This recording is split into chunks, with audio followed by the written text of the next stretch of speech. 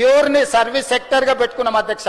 Outer ring road out side నుంచి future లో మనం నిర్మించుకునే రీజనల్ రింగ్ రోడ్, ఇప్పుడు ఔటర్ రింగ్ రోడ్ 160 కిలోమీటర్లు ఉంటే రీజనల్ రింగ్ రోడ్ 360 కిలోమీటర్లు ఉంది అధ్యక్ష. నార్థన్ పార్ట్ ఆల్రెడీ కేంద్ర ప్రభుత్వం అనుమతి ఇచ్చింది. దానికి నెంబర్ కూడా నేషనల్ హైవే నెంబర్ ఇచ్చాను 161A నెంబర్ కూడా మనం తెచ్చుకున్నాం. టెండర్స్ పిలిపించుకున్నాం. ఈ రోజు ప్రణాళికలు సిద్ధమవుతున్నాయి. సదరన్ పార్ట్ కూడా నెక్స్ట్ ఫేజ్ లో శాంక్షన్ ఇస్తామన్నారు. ఏప్రిల్ తర్వాత ఇస్తామని కేంద్ర ప్రభుత్వం చెప్పింది. 360 కిలోమీటర్ల రీజనల్ రింగ్ రోడ్ తెలంగాణకు రాబోతుంది రెండవ మణిహారం అధ్యక్ష. Not only regional ring road, regional ring rail all along with regional ring road, ring rail ను కూడా కేంద్ర ప్రభుత్వం మనకు అనుమతి ఇస్తున్నది అధ్యక్ష. ఇదే కాదు, ఈనాడు పరిశ్రమల్ని అదే విధంగా పెట్టుబడులను ఆకర్షించడానికి ఈ outer ring road out side, regional ring road inside manufacturing zone ను క్రియేట్ చేయడానికి ఈ రోజు radial roads, outer ring road ను, అదే విధంగా రీజనల్ రింగ్ రైల్ ని, రీజనల్ రింగ్ రోడ్ ని, అదే విధంగా ఈ రోజు కేంద్ర ప్రభుత్వం మన బడ్జెట్ లో 7 బుల్లెట్ ట్రైన్ స్పీడ్ ట్రైన్లను ప్రకటిస్తే